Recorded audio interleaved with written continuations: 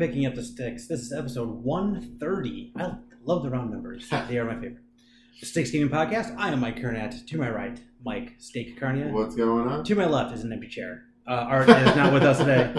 So the one job I usually have is figuring out a nickname for Art. So I didn't got to do that today. So this is really going to be an easy show for me. I think he's still celebrating his E3 victory tour. Like he's somewhere in he's like in an opium den in the Maldives right now or something goofy like that. So. You know what? Next year I'm taking it serious. I'm only putting up things that I know have already been talked about. That I know that have been leaked. Yeah, exactly. Not officially confirmed, but leaked. I'm grabbing all those. I always see them. I never choose them because I feel like it's cheating. God.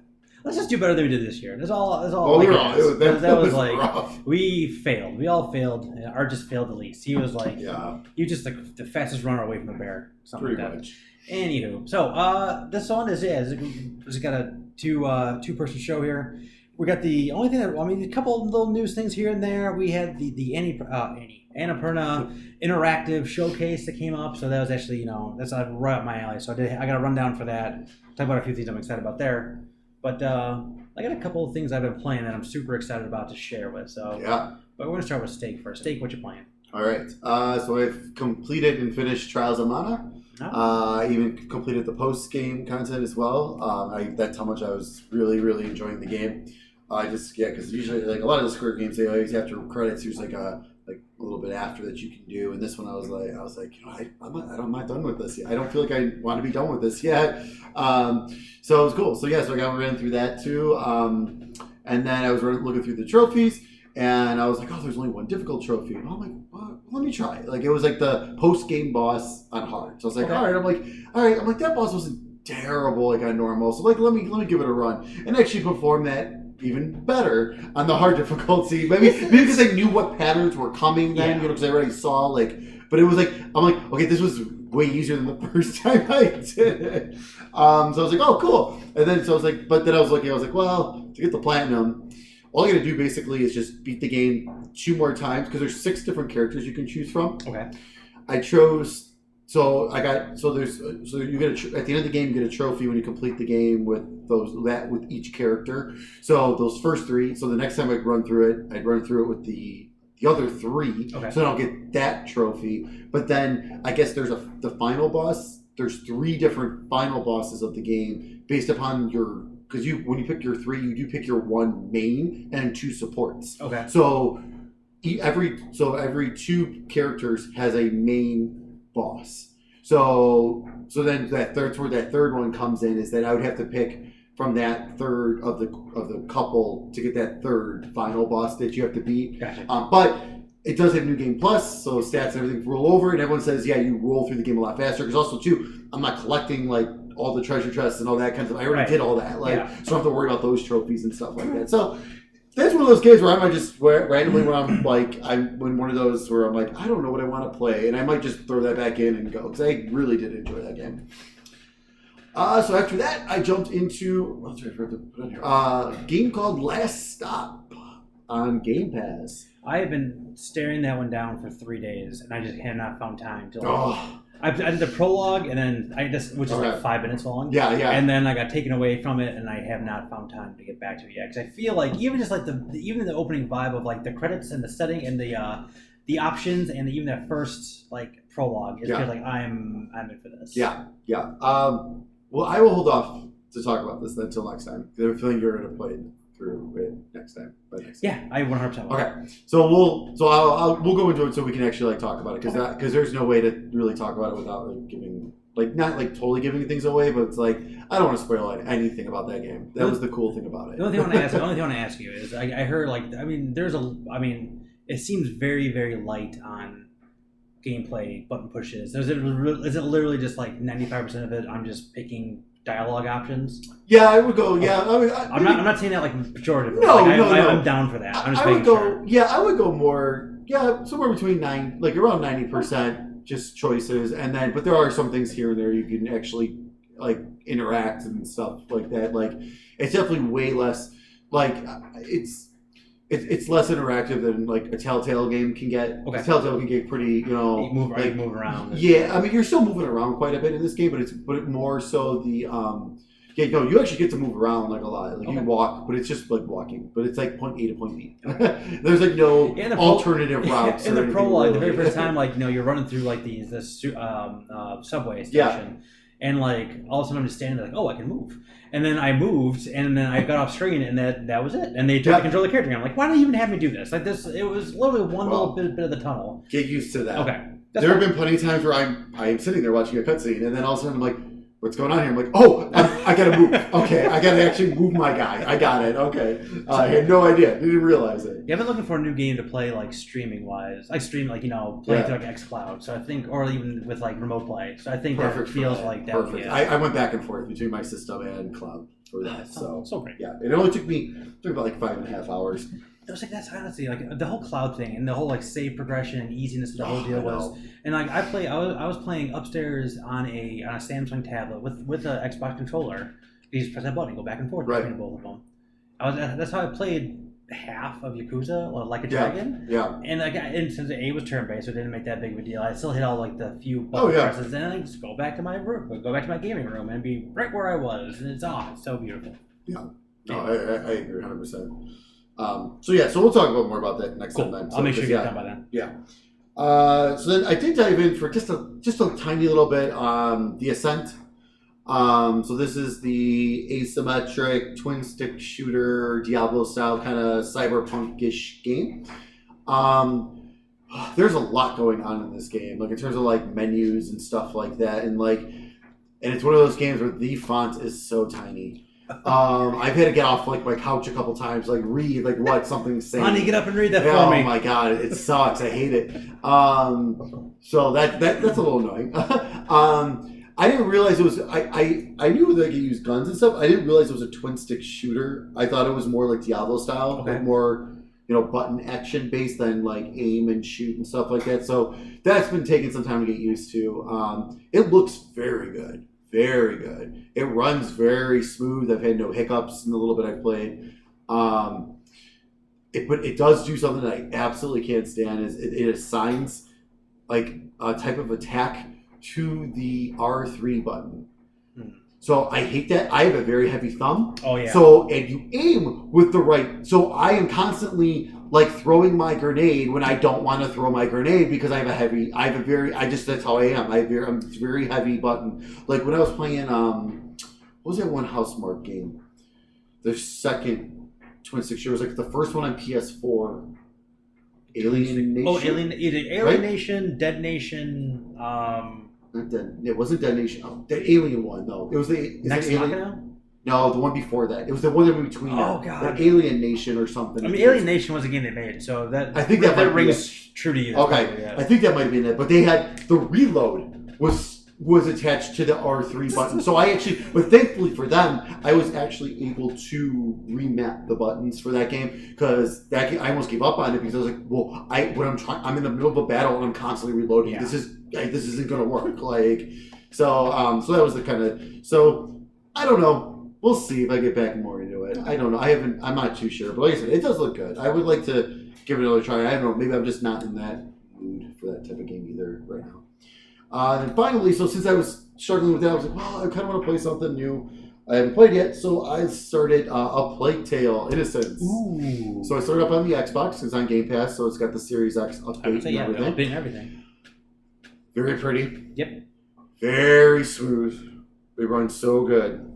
I've been to a couple parts where I don't know if it's true ray tracing, but it very much looks like ray tracing, and it looks incredible. Like some of the water areas in the beginning with the trees bouncing off the water. There's a lot of natural landscapes in that game too. So there's I can't. Oh man, and the lighting on that. Have you gotten to the fire and the rats yet? Oh man, this guy looks so cool. Oh yeah, it's awesome. I'm on chapter 5. Okay, so you get into it. I've been super into it. I was a little worried about the game at first because I knew the reason I've held off for so long is because the stealth kind of scared me because it's I hit my stealth. I'm like, oh, this is just not going to be good. But it's not.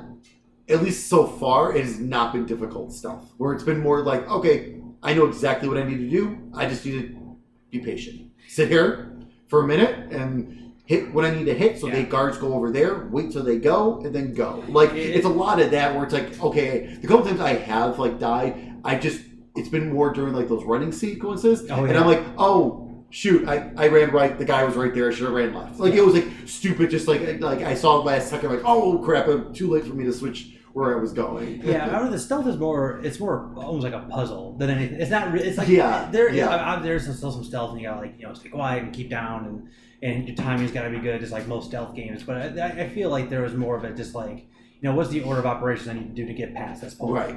Yeah, and there's a few times where they got aware of where I was. So sorry, Mike is no, it's fine. It's just like on the edge, and it was like rocking back and forth. Oh, so I'm sure I was just like, so I'm sorry.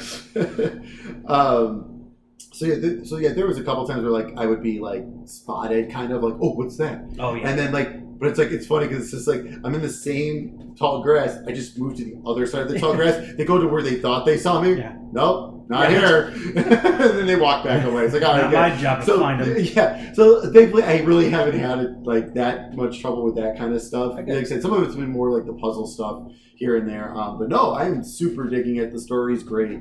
I'm looking forward to getting through the rest of that. Very cool. Yeah, I love that. I was a big fan of the game when it came out. Yeah. I know a lot of people are super high on it. I wasn't quite that high on it, but I did really, really enjoy it. And I can't. I mean, the visual upgrades alone, they could look pretty before. Yeah. So, like, I can't even imagine, like, them spending that amount of time to get it ready for, like, the current generation of hardware, so. Yeah. All right. That's it? That's it? All right. Art, explain. Exactly. I actually have I have not seen him online actually recently. I'm trying to think of what I have seen him play, but I have not seen him online recently. I'm sure just Rainbow Six if he has been playing anything. He and I are on very different game cycles. Like, yeah. I'm sure he never sees me either. Cause right. I'm on more than day, he's on more than night. But anyway. Yeah. So two things. I talked about Death's Door last time. I did finish it, and I finished it. Nice. So I didn't get 100% completion because I got to 99.53. And that last 0.5% is just because I didn't upgrade my guy all the way, which would just be grinding, and I don't want to do that. Okay. But I found all the collectibles. I found all the weapons. I got I don't know if you want to call it a secret ending, but like the, I don't know, ultra ending. I don't know. The ending at the after credits. True ending. Yeah, the true ending. I guess. So I mean, and the way they did it is just so amazing. And this game, honestly, is great. Like I said, like last time, it's just probably my favorite game of the year so far. It definitely is now. Like getting to the point of where I'm at. Cool. So, no spoilers or anything, but you pick up these shiny things. This is what they call it. Like they're shiny. Yeah. Things. That's what they literally call them. And usually they're artifacts from around the world, and sometimes they're old stuff, sometimes they're new stuff, sometimes like a model of one of the doors. So like there's a first model of the door. Yeah. And the way that they feed information to the player is so brilliant. Like there's no map. Okay, there's no map. But after you finish the game, all the doors, like in the main hub, if there's still something to find in that area, it'll be like a pink aura around the door. Okay. And when you go into there too, you have one of your shiny things will tell you, like one of the things you have to do is find these life seeds. These life seeds you plant in these pots, and then that is how you regenerate your health. So like, and they stay if you open a door, if you go through a door, all the plants you can harvest and get health from all of them, but you can only do it once per like entrance through the door. Okay. So one of the things you need to do to get the Ultra Mega Secret is find all the seeds and plant them. So like I found out that one of my shiny things would glow when I was looking when I was in a world that that had a seed still in it. So I could just go into my menu, see if this little shovel was glowing, so I can actually find it. All right, cool. And then I was like, okay, but I don't know where I gotta plant this thing. One of the previous characters who was like kind of like was like a gardener were telling me, hey, there's a couple pots in this area, like this. So they're constantly feeding me information. There's he's like a mannequin that's being manipulated by a squid on his back, but the squid is acting like he's a human being. It's super funny. Like it is supposed to be like, No, like, oh, I love making food. He's a chef. I love making food with my hands, my fresh hands. Just like goofy stuff like that. But as you can go to his restaurant and you can get food which will regenerate your health. Yeah. But while you're eating, he'll tell you where some secrets are, like where like the stones are to give you like the piece of heart more or less, or give you the stone that'll give you more magic so you can do your fireballs or arrows wherever it is. So like you can find out pretty much everything you want in the game. As long as you know where to look and go off the keys. Like they don't tell you specifically like that pink orb means something's there, but like you kind of pick it up over time between like getting the hints from those characters and seeing the pink in the door, like why some pink, some not. So you find all those things out. But the only thing they don't tell you is that they allude to these like these tablets of knowledge, I think they call them. And that's it. Okay. But you need to collect all of those to get to the final ending. And it is really crazy stuff to get on. Like nice. Some of them is just like, okay, that does make sense. Some's just like, what the heck do I gotta do? Like I guess I gotta do this. And the way I figured it out was you get access to a shiny thing that opens a gate at the very end of the game, and there's a bell, like a bell tower. So once you ring the bell, it goes from day to night. You ring the bell night to day. And what's really brilliant about the game is after you get to that post-game piece of it, you ring that bell, everything turns night, which you would think everything gets creepy and scary and monster everywhere. It's the opposite. They take away most of the enemies, so you're mostly just fighting a few enemies that you have to fight just to get like these different things. So it becomes more like an adventure game afterwards. Oh, okay. Which is really really neat. So it's a big change of pace from just like, especially leading up to the end of that game. Like there's some pretty crazy fights and died a lot trying to get past that final boss. But just switching it over to an adventure game is just such a brilliant move, I think, because at that point you've been everywhere, right? So you really have a really good idea of where everything is, and like honestly, the enemies are just a nuisance at that point. So like if I can just kind of eliminate most of them, there's still some in there, but you can eliminate most of them, and just wander freely and be like, I did see that one carving in this one spot that looked funny to me. Let me go back there and see what happens now that I've changed this night to day or day to night sequence and see how that looks any different. And a bunch of stuff is completely different. And you pick up those stones and have a very, very, very cool ending. Oh, that's cool. So I absolutely adore that game. Everything about it, from beginning to end, just all the characters, all the charm, and the writing is so brilliant too. Just the little fun stuff and all the characters you meet along the way. It's just so good. And not even to mention like the fighting and the puzzle solving and everything else. There's just so much going on in that game. I absolutely adore it. Go buy that game. Cool. Number 2, there was a sale. I forget which one it was. I mean, it's the summer sales all over the place. I picked up Manifold Garden. Have you heard of that game yet? Oh God, it sounds really familiar. Okay. I'm trying to think of what it is. It sounds really familiar. It's a puzzle game. Okay. It's a puzzle game, and God, how the hell do you describe Manifold Garden? So, if you were to think of like the world as a cube, a 6-sided cube, right? But you're inside of it. So it's like you're on the inside of it, but every single wall, you can press a button, and the world will tilt to that side. So if you're on the bottom of the cube, you go up to a wall. I think it's R2. You press R2, and the whole cube will tilt. Okay. So everything in the world will tilt, and puzzles abound from that. Okay. So, but not only that is, if you now imagine that this cube, there's no jump in this game whatsoever, but you can walk off the edge, and it just like there's another cube underneath it. Mm-hmm. So like they all stack on each other, and they're perfect symmetrical. But also there is the same world next to it, and to the other side of it, all basically. So all 6 sides of this cube stacks on the same world. So I can if I need to get across the way and down, I can walk off the edge, and you can maneuver yourself in the air. So you can slowly make your way down as you're falling. You can make your way to the top, the top of the next section that used to be behind you, but now that your senses are in front of you, you can see the whole thing. And when you tilt the world, all the worlds around you tilt too. Yeah. So it's just okay, what is going on here? And then add on that each side of the cube has a color assigned to it. So that's kind of what you're doing in the game, is you're trying to, there's the garden itself is overrun with this black ooze, most gardens are in video games. And then you're trying to, you're trying to bring that color back to that side of the main cube. Okay. is the easiest way to explain it. Yeah. So, but like, say if I'm on the yellow, I say yellow is down. So like down is like always a color you see. Yellow is down. I have a square there, a yellow cube, the yellow block that I can pick up and move around and solve puzzles with. But if I turn over to the blue side, the yellow cube stays right where it was and grays out, and I can't touch it anymore. So it only activates when I'm on the right color. Right. Then add on, let's see, you're looking at like water. So then I'll have, green water. And I have a green cube that'll allow me to redirect the green water. But if I'm now on the blue side, the water is still there, but it stops flowing. So it becomes like a bridge. Okay. So, and then they have buttons that can only be activated by certain colors that stay on, the button press. Sure. So I need to, if I'm rotating the world, I need to make sure that this isn't going anywhere. So I need to put a block with the wrong side down. And then you go on there when you have 3 different layers, and I'm looking through a door, and I can see the floor below me. Then I look over to the right, I see another door, and I'm looking at the floor above me. So how the hell... Where am I right now? It's constantly throwing things at you, and none of it is none of it can exist in the world. I think they're they call it Escher is the artist who did the paintings, the stairs that go all over the place, and whatever it is.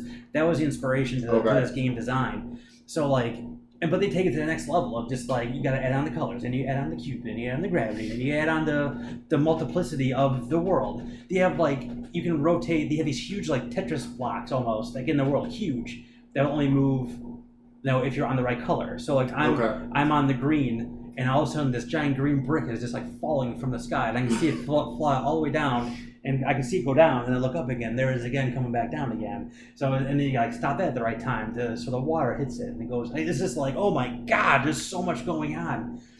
But when you're in it, it's one of those things where it's just all of a sudden you just vibe with it. Sure, and sure. just you know what I mean. Start So clicking. yes, yeah, and it's yeah. I now I understand what this world is. Got it. They do a very good job of giving you a very simple task, and then iterating on it, and iterating on, add something else to it, and iterating on that, and just there's you're using things from the very first 5 minutes of the game to the very last of the game. Yeah. It's the building blocks are given to you in a way where it just makes so much sense. Do I sound good? I feel like I'm significantly smaller on this than you are. No, I think we're okay. Sorry.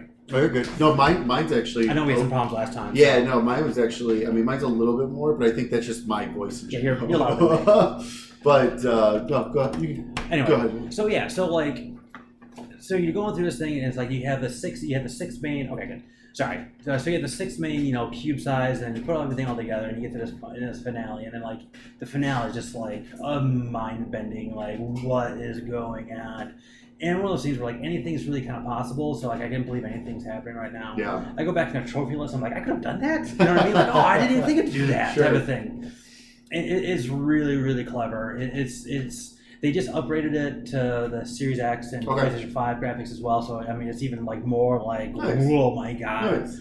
But just those couple times you just come out into a new, you walk up to a door and you see this massive structure. And before you go to the door, you look over to the right, and there's literally nothing there. So just okay, so I go through this door, I'm now in this different section with a whole new different thing, and it's just everything's just infinite and beautiful. It's just really crazy. I definitely recommend Manifold Garden. I can tell you every time I just stare at it, and be what? Okay. I gotta slow down here. What's going on? And all of a sudden, you find cubes that have half is red, half is blue. So God, what is this? What's going on?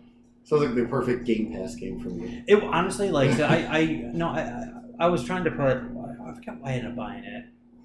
I don't know. It was $13. I couldn't have my eye on it, so let me just buy it. It's $20, I think, full price normally. And so it's totally a you game. Oh my God, no, it definitely is. It's one of those games I would like to watch you play and just be give you hints along the way. I want to be your Sherpa on it, because it's really cool to experience. And if it ended up on Game Pass, that'd be just give it an hour and a half of your life and see if this vibes with you as much as it did with me. But yeah, this one's man, it's over. And sure. I guess I can go back and get the platinum if I really wanted to, but I gotta play the whole thing again. And it's oh man, it was really, really kind of it's one of those things I didn't know I was looking for that game, and I saw let me just give it a spin. And Nice. Finished it I think it's only like 6 hours to beat too. Sure, So it's nothing too crazy. Oh, that's awesome. Manifold Garden came out last year. I think it is definitely worth your time. But nice. That's it. I know. Last time I talked about, I was talking about I'm looking at the wall of games. I got nothing to play. And I'm like, I want to play all these games, and I don't have time.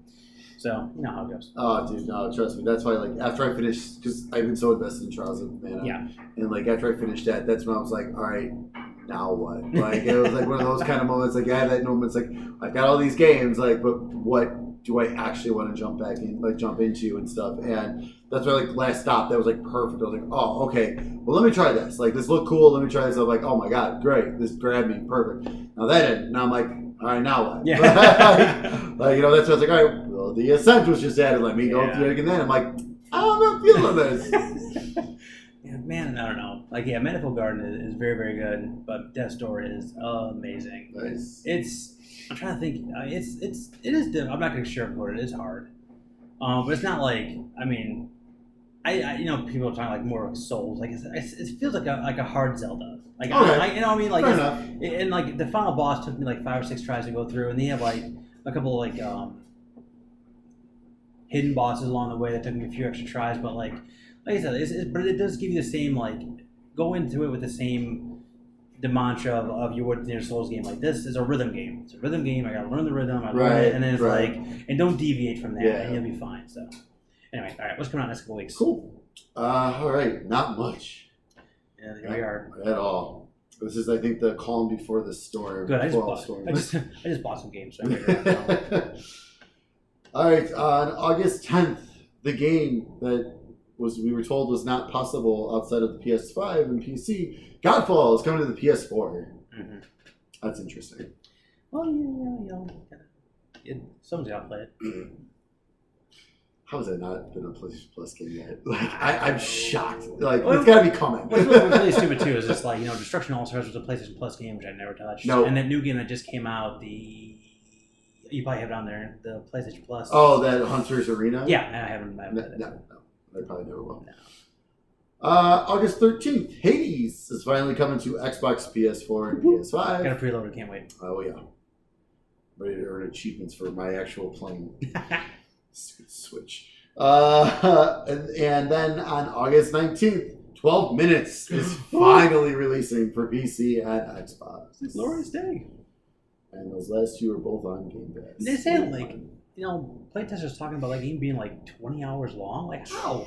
How the hell is that 20 hours long? It's been in development for fucking forever, so. I feel like this, I haven't touched it, I haven't played it, whatever, but this is one of those things where just I always talk about Inside. Inside is a 3-hour game that took 7 years to make. Yeah, right, so I feel like this might, this is, the ratio isn't quite right here for this analogy, but I hope this has the same level of just intricacy and itty bitty little things making a difference and all that stuff. And that's what I think it is. I think it's just it can take that long to see everything. I think it's one of those kind of because I was assuming multiple endings, multiple ways to do everything, and so I'm assuming to see everything and to do it all probably would maybe take it. Which that's still super impressive. So you're going to turn 12 minutes into 20 hours. Yeah, super impressive. Absolutely. But no, that's exciting that it's finally coming. Oh my god, I can't wait.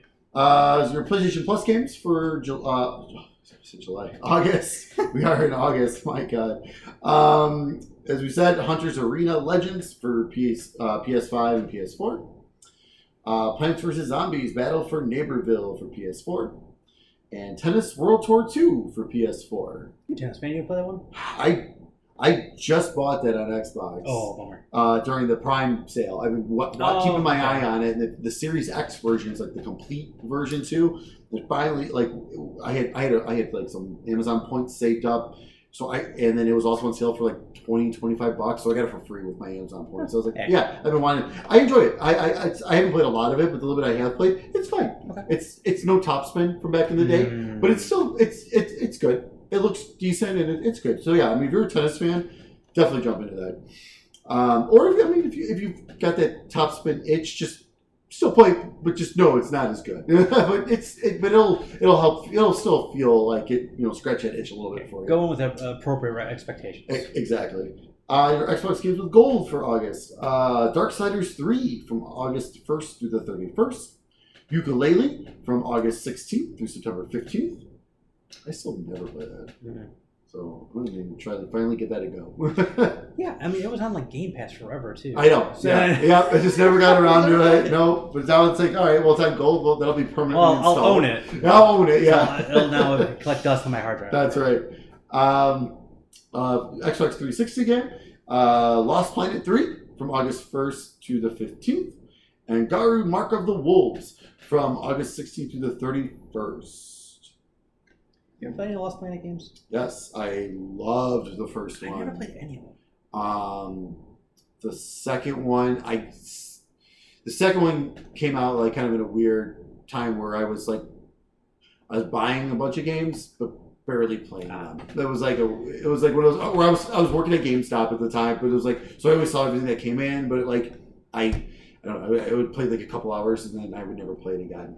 I had a good year of that. Like, it was crazy. I go through collecting phases too. Yeah. It's like, I'll get these maybe one day. Yep.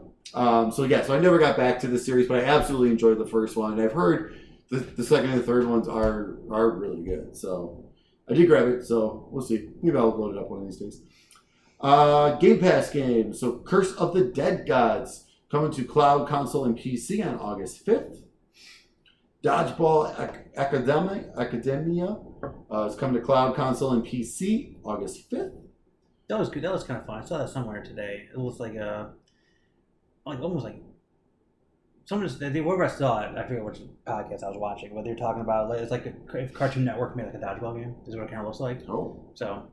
Yeah, I think that's what it says RPG too, so that makes me kind of curious. Yeah, I think it has to be. How many dodgeball RPGs are there? So I would assume that'd be it. Yeah. Oh, cool. I'll have to check it out. Katamari Damacy Reroll for cloud, console, and PC August 5th. Very cool. Luminous Remastered for cloud, console, and PC August 5th.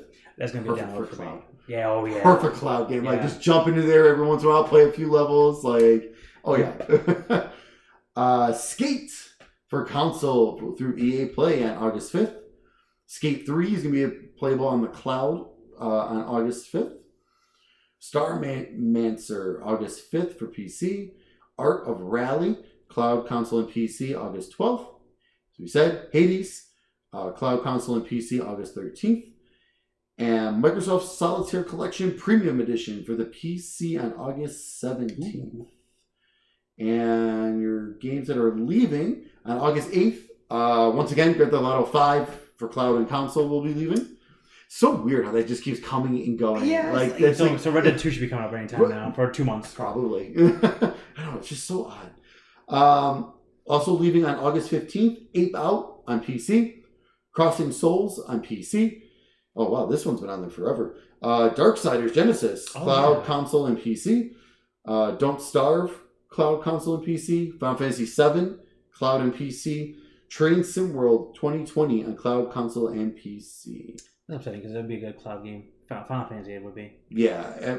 They never put those on the cloud. The Final Fantasies. Well, the old ones. Like 7, 9 never got on cloud. I mean, 9's gone already from Game Pass. Oh, yeah. Now 7's leaving. 12, or I don't know what 10 is, though. Because I've been playing that every once in a while. Like when I need to kill some time, I just jump into that on the cloud. Still playing 10. I love the 10. I love 10 too. That's so good. That's the only one I ever actually finished. Oh God, it's so good. I'm not sure if 12 is or not. I think it is because I think it went on roughly around the same time as 10. That sounds right. So I want to say that one is, but I don't know. I wonder if I have a feeling something's going on with the Microsoft Square deal. Like they got like all this stuff now, everything's leaving, and like nothing new is coming. It feels with Square. And then right in the middle of all that happening, Final Fantasy 16? Yeah, 16. 16, thank you. Is a PlayStation 5 exclusive, and so... Right. It's same with the Final Fantasy 7 remake is still exclusive, at least till December, they said. Which I'm sure that's coming to Xbox soon. And so I'll be curious to see also part 2 and stuff, if those are going to be Because it seemed like they were getting better, and then now it seems like they're separating again, and Sony's throwing some more dollars at Square. Yeah. And then not caring. You want Switch? Go ahead. I don't care. Yeah, right. You want to make some more games on mobile? Everything's always PS4, and I feel like it's always PS4 and Switch. And then new Final Fantasy games on mobile. Like, what the fuck are you doing? Dude. Well, if they're not out by come console come December, I will be grabbing them on Steam for my Steam Deck. Yeah. So that'll be perfect. Ooh, that would be perfect. Yeah. All right. Extra. News. Time for the news. All right. So, a few things. I'm not going to spend a lot of time on this, but I think it would be remiss if we didn't talk about the whole Activision, Blizzard, just absolute fiasco. So, there is a comprehensive Kotaku article about, from beginning to where we're at now, and it keeps adding to it. Yeah. So the article, everything that has happened since the Activision Blizzard lawsuit was filed by Zach Zweisen. I'll just read the first paragraph or two. The ongoing lawsuit against Activision Blizzard has made public some truly terrible and horrendous behavior that occurred across multiple studios and offices. Many women were allegedly sexually harassed, assaulted, and psychologically traumatized when the folks in power at the companies involved seemingly did little to stop or limit this behavior. And that is that's just the first paragraph. That is the crux of what happened. Yeah, pretty much. So right. it's just it's an ongoing issue that's been going on for a long time, with many red flags, many people being reported, and then just nothing happening, and just talking about it basically being like a frat boys, in the worst possible way to put that together. So. Yeah. And it's only getting worse. So, this is bad enough. And then they're going to have they got lawsuits pending from the harassments.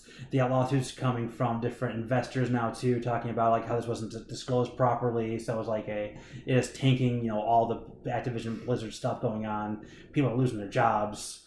And it's just it just keeps spiraling out of control just because these guys didn't do, the right thing at the right time. Mistakes are going to be made. I think everyone can understand that. But, sweeping under the rug, being flippant about it, making it worse, saying one thing but doing blatantly other things, the Bill Cosby suite. Have you seen that yet? No. Look up Bill Cosby suite. Okay. And Activision. I think it was Activision was the guys who did it. It's pretty horrendous. So, yeah, it's a massive cluster. And whatever happens to Activision Blizzard, I hope it's terrible because they have it coming. Yeah, the president left today. Yeah. And then two other guys are taking over, which are liked people. So we'll see. We'll see what happens there in terms of all that. But yeah, it's pretty wild. The one thing, the main story that got pushed after, shortly after that got leaked was the whole girl committing suicide and stuff like that. And that was, woo. Yeah, that's rough. That's pretty bad. That's what we're not going into big details on that, but it was pretty graphic and crazy.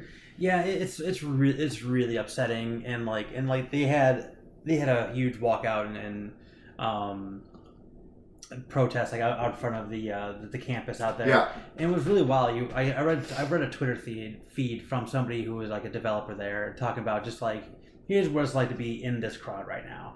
And it's talking about people she's literally never met before because they've been off campus for over a year. Well, right. So this is and they said there's a lot of time that they've met for the first time, and this is honestly a lot of employees' first time on campus. Is this this walkout and this protest? So crazy. On top of everything else, on top of how horrible everything else is, just it seems like they're getting the workers, the rank and file people are getting their message together, united front is super important. Yeah. They're getting support from other studios and other developers and people who used to work for the company and Ubisoft people and things like that. So there seems to be a lot of positive momentum on ultimately from this. Right. And it's just this is gonna be one of those things that every single day you can pull up Twitter and find something new. It's gonna be like that for a while. Yeah, no, absolutely. So hopefully they take care of the things they need to take care of, because it sounds like even from some of these people who were involved with some of the stuff they said, still, working there was great, and everything else outside of this crap, the people they worked with were fantastic and everything, but it was, again, a few bad apples, but it's God, you can't avoid, you can't ignore the few bad apples, like especially when it's something like this. Like it's crazy, and then it also expands like on that, because like you got the few and others see that that's okay. That's like, oh, I can get away with that too. Then like some of them be in leadership too, and right? everything else. It's crazy. It's upsetting. Hopefully, this ultimately is a spark for a better change. Is the only like silver lining you can really put on this nonsense. So yeah. Next, Horizon Forbidden West delayed. Most likely, I don't know. Both Ron Burgundy? Yeah, exactly. Both, Jeff Grubb and Jason Schreier of Bloomberg have putting out reports that they think this is going to happen based on sources who know what's going on. I mean, one guy might be, one of those two guys might be wrong, but they're not both wrong. No, it's that's very rare. I mean, this would be a very rare occasion for that. But I mean. I saw as soon as I started to leak. I was like, "Wait, it wasn't already." Like, I mean, honestly, we're already we're August. Like, Sony doesn't do that. Like, they just don't. Like, I think they'll release stuff like relatively quick, but not they. Especially with already having God of War and Gran Turismo announced that they're delayed. Like, okay, those were like 2 of your 3 huge 2021 games with. For Horizon being your third, like those 2 are already delayed. Like and you're still not talking. Like if it was coming out this year, you'd be hyping the shit out of that, right? Still, yeah. Like, and the last time they talked about it at the state, right after the State of Play, the Horizon State of Play, they had an interview with Herman Holtz. I think it was Herman Holtz. Anyway, Sony exec guy. And he was talking about, like, we're still hoping to have it out this year. So, like, not even, like, at that point... He didn't know. They can't even commit to it, you know what I mean? Right, it's like, there's no way. No. I'm sure they're trying, and it's one of those things where it's like, it's fine. Give it a couple extra months. Put it back in the oven. Whatever. It's fine. Like, it's just like any of those games. Getting, like, all 3 of those games we just mentioned, like, all 3 of them can get delayed as long as they want. And guess what? They're still going to sell when they come out. It's not going to make a difference when it comes out. No, it's not going to make a difference at all. So, yeah, I mean, it stinks. Yeah, it's fine. It is what it is. I mean, this is what I think we talked about this last year during like pandemic time. Is just like 2020 wasn't going to be the year where everything's going to get pushed back. It's going to be this year because this is like between the transition and just like the amount of work that these guys can get done in isolation. It is what it is.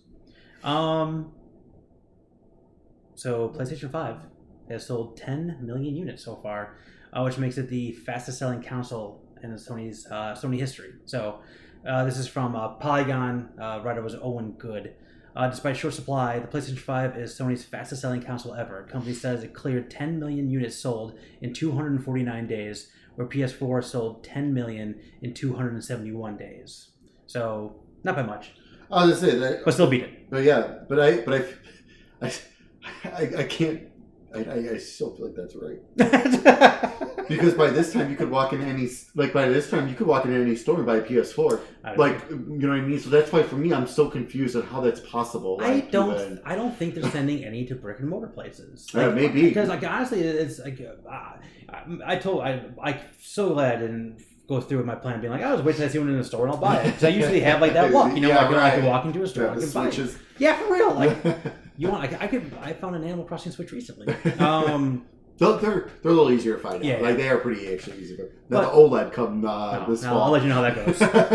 But like when you see them back in stock, it's always the .com. It's always Amazon and GameStop and Walmart and whatever. So like I feel like all the stock is going to them and it's going dispersed from there.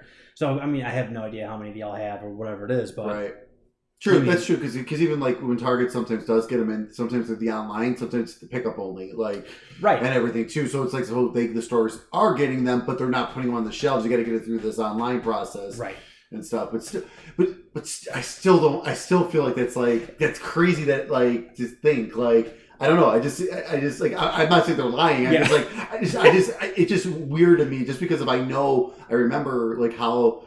The PS4 and the Xbox One were when those came out. Like, any brand new system sells out instantly. And then it takes like 3-4 months to get refilled. But after that 3-4 months, unless like it's like there was like a rarity of like a big game that came out or something, you can walk into any store and get one. Yeah. So it's like that's just like weird. Like, I don't know. Like it's like, obviously this is all. There's so much that's changed. Again, pandemic wise. I mean, they launched it right in the middle of everything. Yeah. And so like.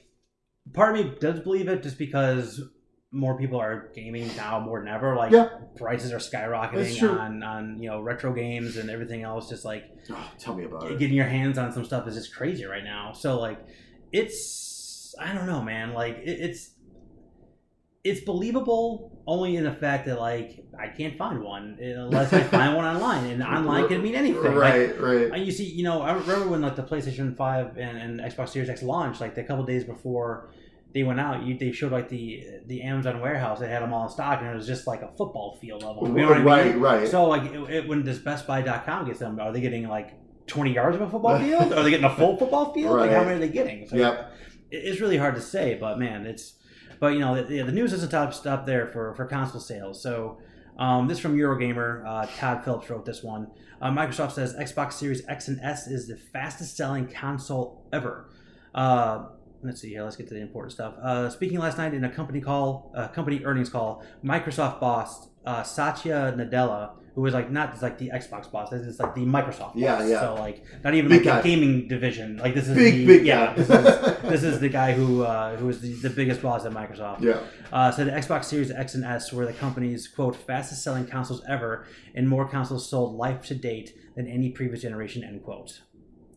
But did not give numbers. Of course. So good old Microsoft's good for that. Yeah, on Twitter, game industry analyst David Ahmad noted the Series X and S sales are likely now around 6.5 million consoles, mark as of June 30th, compared to the estimated 5.7 of Xbox One. So that's a whole 800,000 more. So it is significant, and I don't know where this guy's getting his numbers from. But that's awesome. That's fantastic. I mean, for both. I mean, obviously, of course, it's a quite a bit of a difference in terms of PS5 to Series X. But I mean, you got to think about it. You got to think about this too. Like with the way the last generation worked. Like, I mean, it's not a surprise. To me, it's not a surprise that more people want PlayStation. It's just the way that it worked this this year. But I mean, I'm very curious to see over the years how these numbers cross because, man. Like I said, I mean, for me personally, I play my Series X so much more. I am too now. So much more. I am too now, and it's like a lot of it has to do with Game Pass. Honestly, I would talk about my obsession with the new Microsoft Point system. Well, right. I cashed in my first, $100 gift card recently. So I'm going to buy third-party games on that because it's essentially free to me. So why would I not do that? But even if, I'm finding, I feel like I'm also finding some more sales on the Xbox recently, too. So, everything except for one game I'm waiting. PlayStation's been having it for cheaper, but it runs better on Xbox, and it's driving me nuts. Okay. The Metro Exodus. Oh, yeah. So, because it's the gold edition, so it's got everything, because they did the upgrade, the next-gen upgrade. Yeah. And I never played the expansions, so I was like, oh, well, that's cool. I'll just grab this stuff. And, man, it's been $13 on PlayStation a couple times, but Xbox has not gone down at all, which is really weird. So I don't know if they have some kind of deal or something potentially. Maybe, but they were showing up on conferences and stuff like that though too. So you should. I think Microsoft showed it off quite a So you think they have some kind of partnership there. Yeah, I don't know. And like I said, after I watched the digital foundry of the two, and it seems like the Series X has the slight, not much, but it does have an edge. And and like I said, for me personally, I think a lot. I've been playing a lot of my party stuff on Xbox because it does run and look a little. Like I said, it's not mind blowing different, but it is better. Yeah, it's really. I have the option, so why not play the best? but also too I've been doing this for the last 2 months. Just I talk about me staring at my wall games. I'm not going to play. Usually, I'm not going to go out and buy a game. I'm going to try something from Game Pass. Yeah, honestly. So that's if I'm I don't know where I'm going to go. I'm going to check there first and see what's coming up new. On top of just the indie games coming out, whatever it is. And Death's Door is only on Xbox and PC right now too. Right. And there's just little things like that along the way that are kind of steering me back into the Xbox ecosystem. But we're also not talking about but I know I was in for Ratchet & Clank. I was in for Miles Morales. Of course. I was in for all those PlayStation first-party games. But absolutely. If I can get and like I said before, I had to keep in consideration just not as much now because of new updates, but the hard drive situation. Oh my god. Oh my god. Segue. Did you? I didn't put it on there just because I don't know what the hell I'm talking about. I'm not gonna lie to you. That's all right. I would like Art to be here for that too because he's very. But man, it just sounds like a fucking mess. It depends. It seems to depend on which one you buy. Well, right. So like, okay, so I'm gonna talk about this like a big dumb idiot. So I mean, they put out a new hardware update beta for some people to try it out. Finally opening up the expansion bay on the PlayStation 5 for an internal solid state drive that would match the specs of the internal one for the PlayStation 5, which means you can have PlayStation 5 games natively on this expanded space. Okay. I watched someone do it. I mean, you take off the main shield, which is just a click. Oh, yeah. You unscrew the little, cover for it. There's a little screw on there. You put the new stuff in. You put the screw on. It all seems fine. Yeah. But that is if you buy like the super nice stuff that already has a heatsink built into it. So I don't know what a heatsink does. So I mean, I know what a heatsink does. Yeah. But I mean, I don't know like. It is super important to have one on one of these memories because they run so hot. Right. So if I were to buy one that is technically supported by this and it doesn't have it built into it, you would have to put your own heatsink on there some way, shape, or form. Which is like the kerfuffle going on right now. With all the people being like, I don't want to do that. Well, you can spend more money and have it built in also. Yeah. And literally, that's how I do it. And I still think I do the basic one with it already built into it, and it seemed pretty easy. It's super easy. Yeah, exactly. It's super easy. It's just like, but you gotta be careful because they're all different sizes. Yep. So you got to make sure it fits the PlayStation. That's a big thing there. And I'll tell you, yes, you can get one without a heatsink. You will fry the memory, and you will most likely fry your system if you do not have a heatsink on there. So that would be a very, very, very bad thing. So you're going to want to spend the money. Woo! The money. It is like it almost makes like it makes me swallow the memory card from the Xbox a little easier. Remember when I made fun of that? Let me take that back. Let me walk that back. Well, especially since Newegg, you can constantly get one for like $180 now on Newegg. $150 is kind of my sweet spot to grab one, honestly. And because like my PlayStation, I've had no issues because the majority of the games I'm playing still on there are on PS4, so they're on my external hard drive, which it runs perfect off of there. Yeah. So I've actually had no issues with memory on my PlayStation 5. My Xbox, on the other hand, I just hate, even if I'm done with the game, I hate uninstalling it. Oh my God. The other day, I finally, because I did install Microsoft Flight Simulator, because I wanted to, I'm like, well, I gotta see this, and I didn't talk about it earlier, because I played it for, literally, 5 minutes. Were you able to take off? Gorgeous. Well, I was already in the air, but it took over. Okay, so I was good. I was flying over Egypt. I was flying over the pyramids and the Sphinx. It was awesome. Ooh. It looked incredible. But to make room for stuff like that, the Ascent and stuff like that, I finally had to delete Yakuza like a dragon off my hard drive. But it's just like one of those things where it's just like, it's just aggravating. Because I have a 4 terabyte external hard drive that was on my Xbox One. And so I have yes, and no one needs this, but I have 250 games installed. You know what I mean? But it's I had more than on my PlayStation 4. Yeah. I had a 4 terabyte one on there, and I just never deleted anything. Right, exactly. And it's just one of those things where it's just if I ever get an itch, hey, the worst that might happen is, there's an update that's going to take forever. Okay, I guess I'm not playing that tonight. You know what I mean? But at least it was always there, if I wanted to jump in or whatever. So it's but I have constantly hitting that on my Xbox. And then looking at this month, of the Game Pass games, I'm all right. Well, thankfully, Microsoft Flight Simulator, again, I knew that game's not for me, but I wanted just to see it run on a console. Yeah. So I know I can at least delete that. So now all right, good. I freeze up room for Psychonauts 2 later this month. Perfect. Hades won't take up much room. 12 minutes won't take up much room. So I'll be okay with those at least. You should also, I found, I don't know, I'm sure that would, for me to change it, but I had not cared enough to look into it. So, when a game updates, it goes from my hard drive to my internal. Okay. I'm sure there's a way for me to change it around, but I'm constantly moving stuff out. I don't need my rare replay games to be on. No, right. On the main system. Yeah. So I'm constantly moving those things over too. Yep. So I gotta look at my Mortal Kombat 11 because right now it's saying it's taking up 111 gigs on my internal hard drive. But I think it's kind of doubled installed some stuff too because I did these series.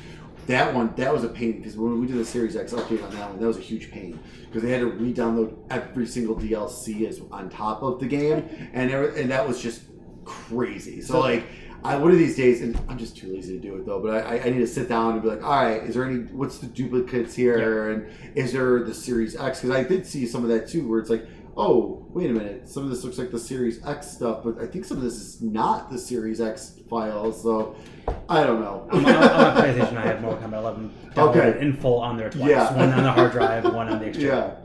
Yeah, it's like when they had the on the summer sale, they had Aftermath DLC For Ultimate. Oh, the DLC? Well, basically the ones that turn like your normal Mortal Kombat 11 into Ultimate. Yep. So like I bought it was like $15. Yeah. Like, I wanted to play like it would be for me $15 to just expand that story further. It would be worth it for me on top of having all those, basically season 2 and like the Aftermath DLC characters like that was all worth it for me. So I bought it, I downloaded it, and my phone will chirp when like things are down like installed. Oh yeah, me too. Like, Yep. Oh yeah. Because it's like every it's like 100 kilobytes. So it's like So every single like skin pack, every single individual character, it was like 40 of them. I was like, shut up. So yeah, but yeah, so I mean it's okay, but it's like this is early adopter stuff. Like, I'm going to wait for them to be like, this is the one you need at a normal price. And then I'll even think about it. But honestly, they have the whole, like, lifeboat situation where I can move my PlayStation 5 games to my external hard drive. Yeah. To me, is just like, that's a good enough solution for me. Because I have plenty of room. I cleared up a lot of that room on that, because I kept my PlayStation 4. So all of the games I knew, like, the kids would be playing, that went to the one downstairs. Right. So that freed up a bunch of space. Games I knew I was done with forever, I did end up deleting. Yeah. So, like, I have plenty of room to, like, go back and forth, which does take some time, which is kind of a pain in the butt. But it'll also save me, I don't know, $500 or whatever it is to get anything decent, right, at this point. No, absolutely. All right. So, Annapurna had their first ever showcase. So, the Annapurna Interactive Showcase, it was about 25-ish minutes. They showed a bunch, and it wasn't just, like, game announcements and game. They showed like new partnerships. He had like 3 or 4 games on there that didn't have like a title. Like, they're like, this is the developer. Did you watch it at all? I completely spaced on this, and when you text me about this, like I was like, oh yeah, that was a thing. I forgot about that. So yeah, I did not. So I'm kind of excited, especially if we're playing Last Stop. I'm kind of excited to hear what's coming.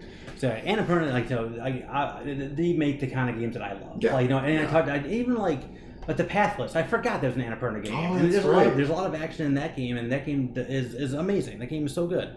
So they had like her name, like, hi, I'm Kelsey, and here is Annapurna stuff. Like, I didn't even like give her a title. Okay. It was whatever.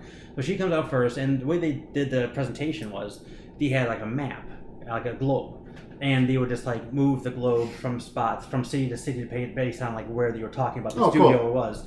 But I'm fairly positive it was the same map or the same like noises that were from Kentucky Route Zero, which is also another Annapurna game. Yeah. So I was waiting for the end to be like Kentucky Route 2. Yeah, It didn't happen, but the whole time I was just like something's gonna come up with this. Anyway, so let me kind of run down what they talked about. Some of it's shorter, some of it's longer. So the very first thing they showed was the Artful Escape. They showed this, I think, maybe at an Xbox conference or something a long time ago. Sounds familiar. The Artful Escape is the guy's like playing a guitar. He's like side scrolling. It's super like rainbow psychedelic, like crazy story. And this was they had a story trailer. They announced a voice cast. I didn't mark them down here, but they had a few names I recognized.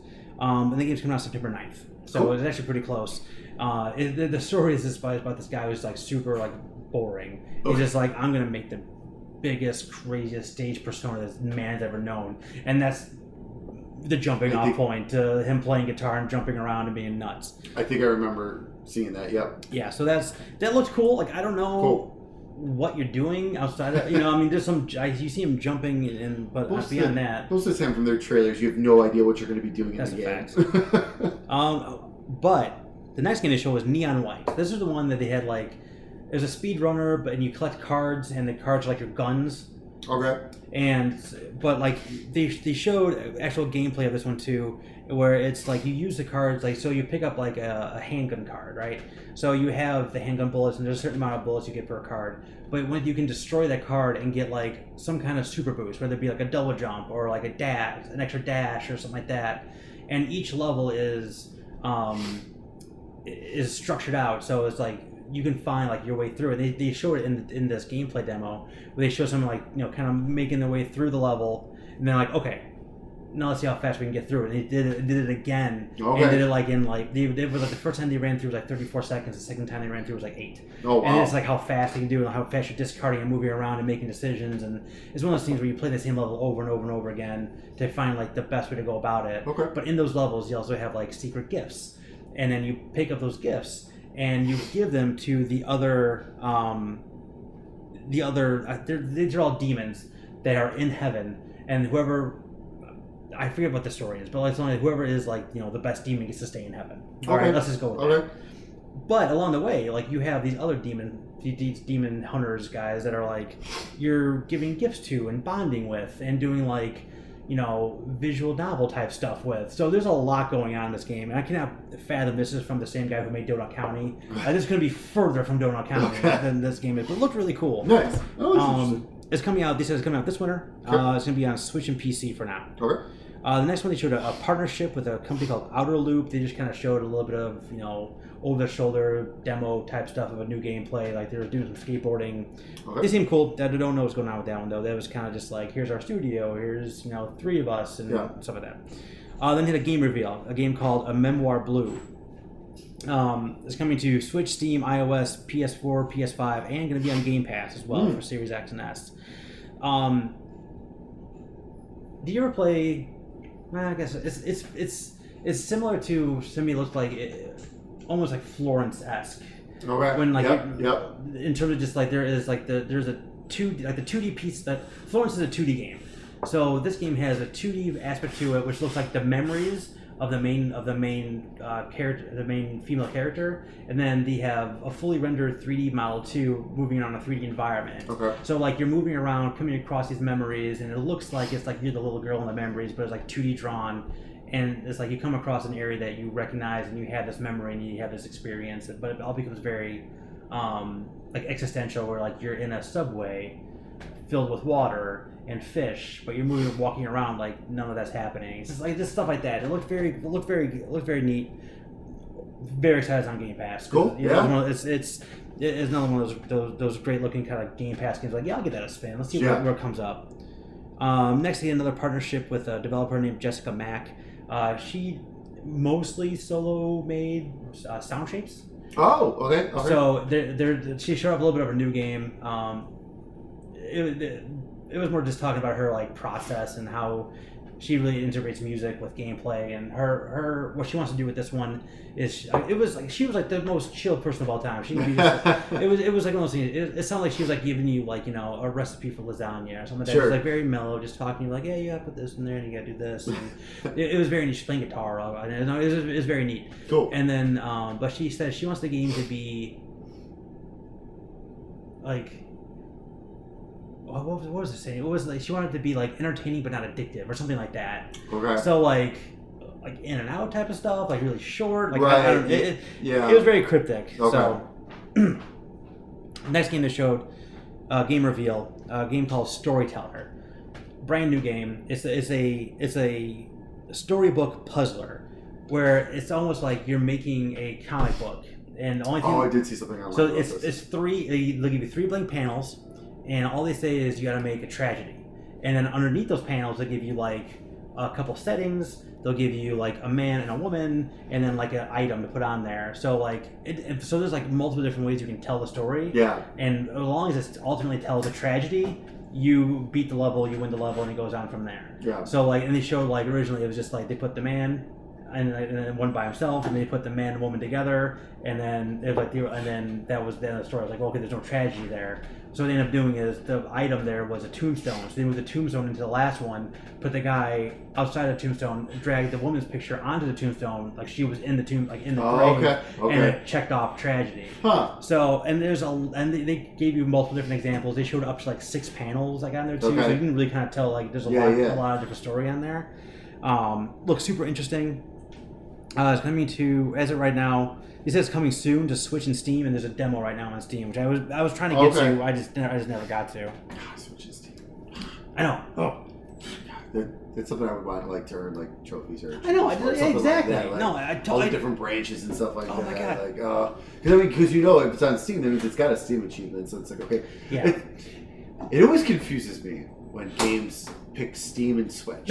Like honestly though, because it's like okay, They seem the least compatible with the two. Right. It's just like, but it's like okay, if you can run on those. It can clearly run on the other systems. Yeah. Like if you can run it on Switch, you can run it on the other systems. Like maybe if you're trying to improve things, but like it sounds like a game where it's like, no, this is what it is. Like there's no way to like necessarily improve gameplay, so to speak. You know what I mean? Like I don't think there's any 4K graphics in this right. thing, so.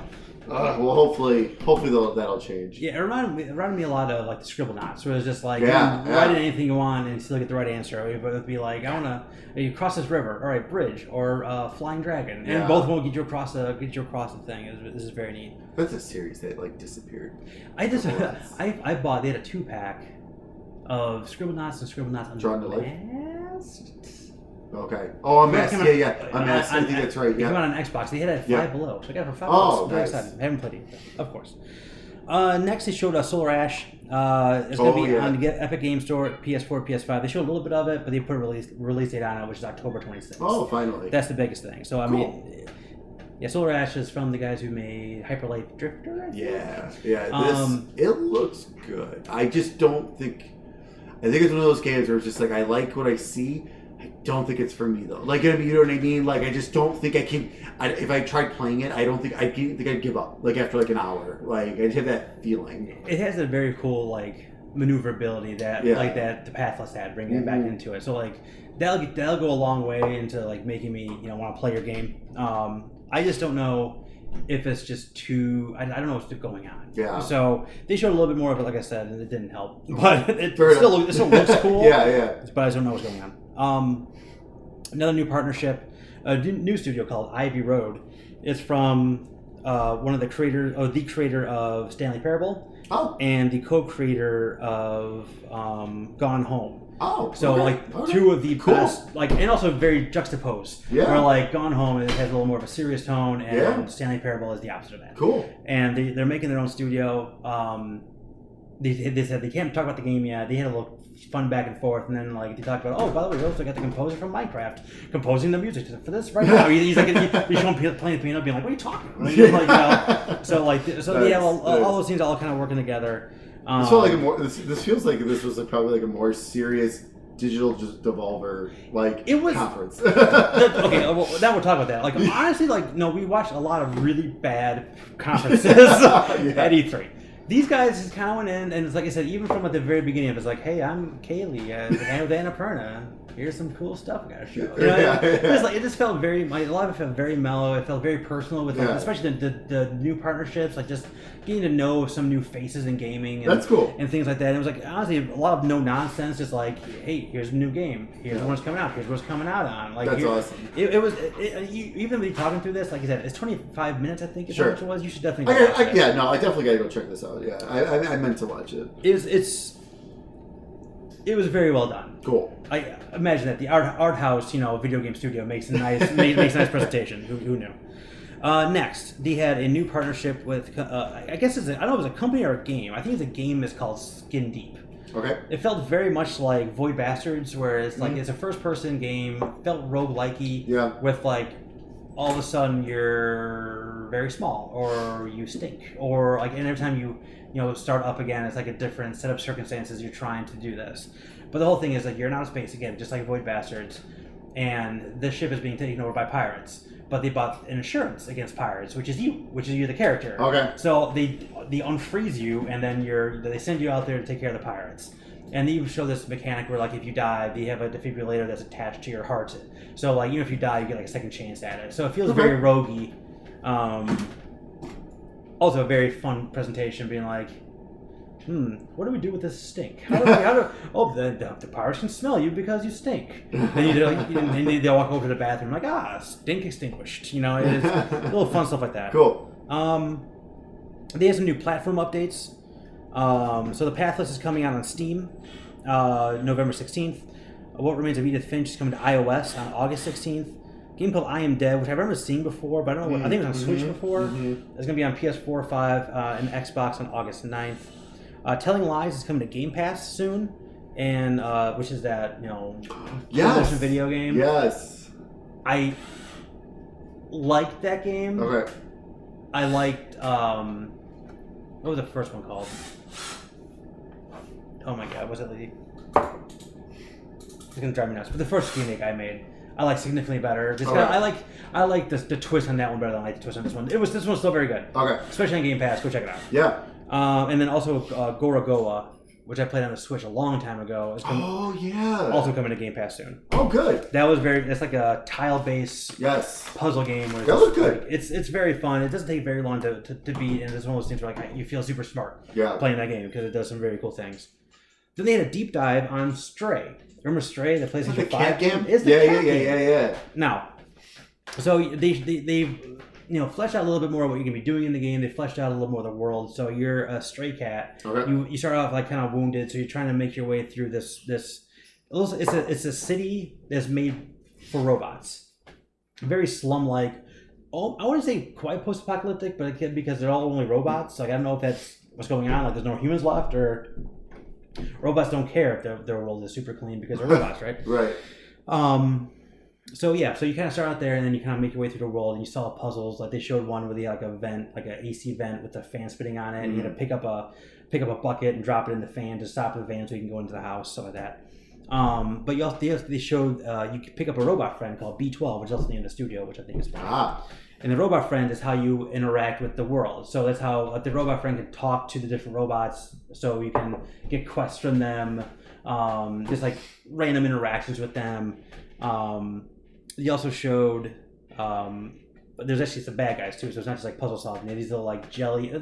They kind of describe them as jellies, but they look like the head crabs from Half-Life. Okay. But very little. Okay. And they would chase after the cat.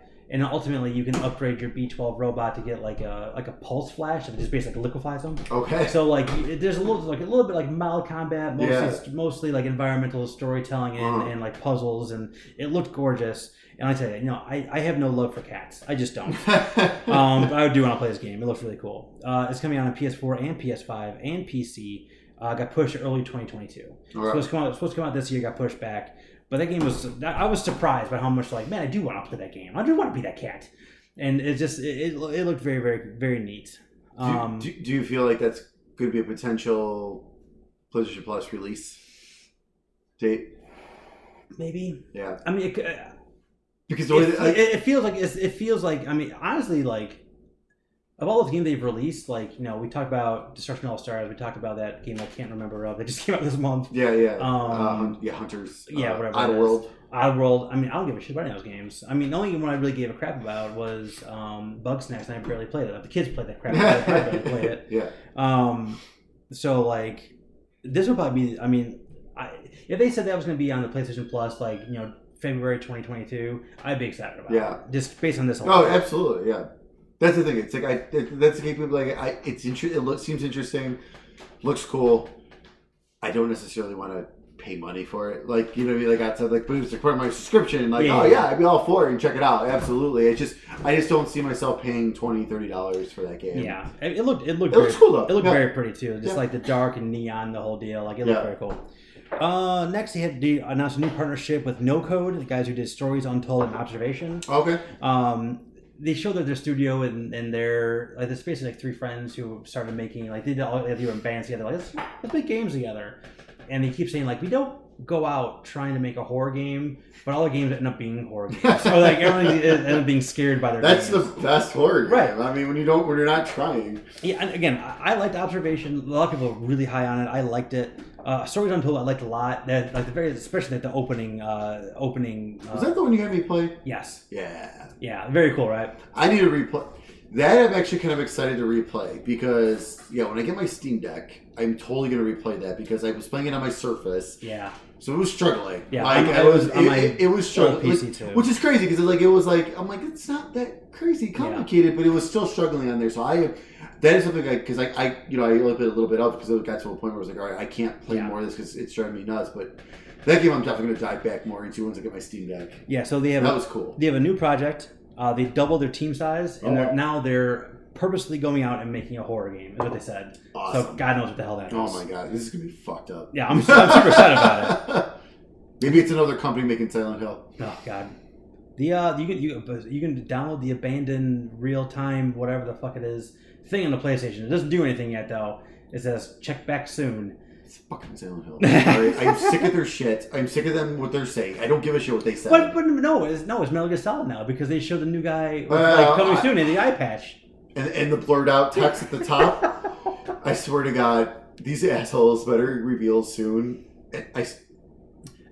This game's gonna suck. Watch. It's gonna suck. It can't be anything else but one of those properties at this point. I mean, come on. Or just like uber parody of those things, and it doesn't feel like either one of those. So I don't know what the hell is going on. It's gonna suck. All right, last but not least, Outer Wilds developer came out and talked about like they're doing a Switch port soon, so it's gonna be coming on a Switch soon, and they're doing an expansion. Was it already on Switch? Oh, I totally thought it was. Oh, okay. Well, I think of Outer Worlds because that is. That I know. Yeah, I know. Okay. I always get the two crazy. I do get the two confused, but I honestly do. I did think Outer Wilds was So they announced it's an expansion, and they were very funny about it. 'Cause I never played that game. That's one of those things where like it was on Game Pass forever, and like I never got around to it. People loved it. Yeah, and they'd like it'd be like these guys. It's not like it's going to be integrated into the game, and people might play the game. We won't be asking like how or why. And then they just leave it at that. Okay. And then so it's called Echoes of the Eye. It's going to be on September 28th. So pretty soon for that. So yeah, and like and that was it. And they came back. Cool. They went back to Kaylee, and she said, "Thanks for showing up." And that was it. So yeah, I mean, they had some really cool stuff. That I was surprised how much like Stray really caught my attention.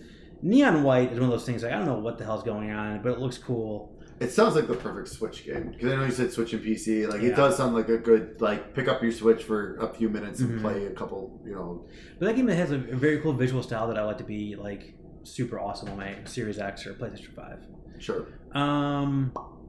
Memoir Blue looked interesting. Super happy it's coming on Game Pass. Like I said, Storyteller I'm all about. Yeah, I'm all about that. Awesome, yeah. Ivy Road. I mean, I love Stanley Parable. I love Gone Home. So that looked great. Yeah, I mean, there was a lot there. Like I was pleasantly surprised by how much they have. But, I mean, Annapurna is my jam too. So it's hard for me to have an unbiased opinion on a publisher that comes out with so many games I love. Yeah, no, I think there's after playing Last Stop, because I've always been like that. Where I see their trailers, and I'm like, this looks cool, and I never play it or never get it or anything like that. But now I played through Last Stop, and quite a bit for the most part enjoyed that game. So it's like I hope they make another one of that type of game. But yeah, I need to start checking out some more of their other stuff. It's like it's finally digging in, like Observation, like you said. Like I know people were super high on it. I know you weren't that high on it, but you did enjoy it. I do want to play that because that one was like when I saw that trailer, I'm like, man, this is like that fucked up like right up my alley. And you like space stuff more than I do. I do. I'm not crazy about it, but I do. I do. I don't want to say I dislike it, but but like sometimes like space stuff just doesn't vibe with me because I have like no frame of reference for that. You know what I mean? And I think that's kind of why I have that disconnect on some space things. But yeah, Observation it would definitely be worth a spin. I'm trying to think of any. Let's get the old phone here. any Annapurna. It's one of those things too. It's like you see at the very beginning of the game, and then you don't see it again. Well, and I think that's part of it too. Is they show up in every single conference for everyone. Yeah. Like every Nintendo Direct has a minimum 2 to 3 of their games in their directs. And that's the thing. Is like I always say I got to write these things down, and I technically do write them down because we always go over them, but then I get rid of them. But I really do need to start paying more attention to some of these like. Oh god, 12 minutes is a Annapurna game. Oh, is it? Oh, okay. So is Maquette that came out early this year. Yeah. I mean, What Remains of Edith Finch is amazing. That's still top. That's always been on my list. Oh, dude, it's so good. It's like 2 hours of your life. It's so damn good. Donut County, which I said was a super chill game. Love that one too. Pathless, I can't stop talking about. It says Journey, but I don't feel like that's right. They just maybe they just like. I think just putting art games together. Alright, I'm gonna give 2 seconds of my time here before I like give up on this. And Storyteller, all the ones you just talked about. Ooh, Hindsight looked good too. Hindsight was not on this one. I haven't played that one yet. But that's another one of those like exploring memories to solve a mystery or something, which is, me. Yeah, I'm done. Kentucky Route Zero, which I said again wasn't super high on. Unfinished Swan, very good. Oh yeah. Yeah, Journey's on here, so maybe I'm the idiot. So Journey, Florence is great. Gone Home, Flower, I guess so. And What Remains of Edith Finch. So yeah, those are those ones they have highlighted on here. So you know them. You know what the ones they are. So, yeah. No, absolutely. Yeah. Is Edith Finch still on Game Pass? I don't know. I'll have to go through it. I'm going to have to go through it. But I think we got that through PlayStation Plus, though, too. At some point. I feel like we did. Either way, it would be worth your time. But that was probably the PS3 version, I'm thinking. I don't know. I have to dig in and look. Either way, it's 2 hours of your life. And it's super great. No, absolutely. No, that and the Unfinished Swan, those two are games that always, like... I always had my eye on, and I'm like, I just never got around to playing either. I started Unfinished Swan like 12 times. Oh, and really? then I finally got to the point, and then I was like, okay, it's 3 hours long. I'm like, God come damn on, it, just finish the goddamn thing. All right. Well, that's okay. I just paid for $2 to get a quick platinum. Did you buy the game? I did. Oh my God. I did it. Did you do it twice? I haven't done it yet. I will do it. What if you do the PlayStation 4 version first? Okay. I will do it. Oh my God. What's the name of that game? Legends of Talia. Yeah. I saw what it was. I saw how cheap it was. And I was just like, it was one of those where I was like, because I just got the Ratchet and Clank Platinum. It was my most recent Platinum. Yeah. My Platinums I don't have very many at all. So it was one of those things where I was just like, you know what? I need one of those.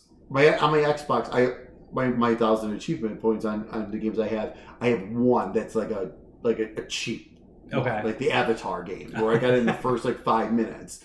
But the rest of them mine are the ones I do have on there quite legit. There's not very few. Again, same thing, very few, but like quite a bit. So I was like, you know what? I've never done this for a PlayStation game. I've never done a quick bullshit platinum before. I'm like, you know what? I need one. It's $2. And so I was like, and honestly, I was actually reading the synopsis of this game, and I'm like, okay, I will run through I will take the 1 minute it takes to get the platinum, but I may actually go through this game. Like it's one of those visual novels, so it's just a click through type thing. But it actually sounds kind of interesting. But it's just one of those things where I know how I am with those games sometimes. If it's not that interesting, I lose. Even as much as I love Doki Doki Literature, I was this close to quitting on it. Super close to quitting on it. Literally, we talk about that all the time. It was just it was my idea to play the game, so I started playing Doki Doki first, and we had the first 2 hours, and I'm like, what? How long does this take to beat? Yeah. 4. I'm halfway done. Nothing's happening yet. Yeah. And then everything's happening. You're right. Yeah. That's the point where everything starts. Yeah. And I test you guys don't give up on this. Yeah. So it's so that's just how those games tend to be, So it's all right, it is what it is. But no, I will just I'll grab a quick platinum. Well, you enjoy that. Why not? What the hell? I deserve one. Okay.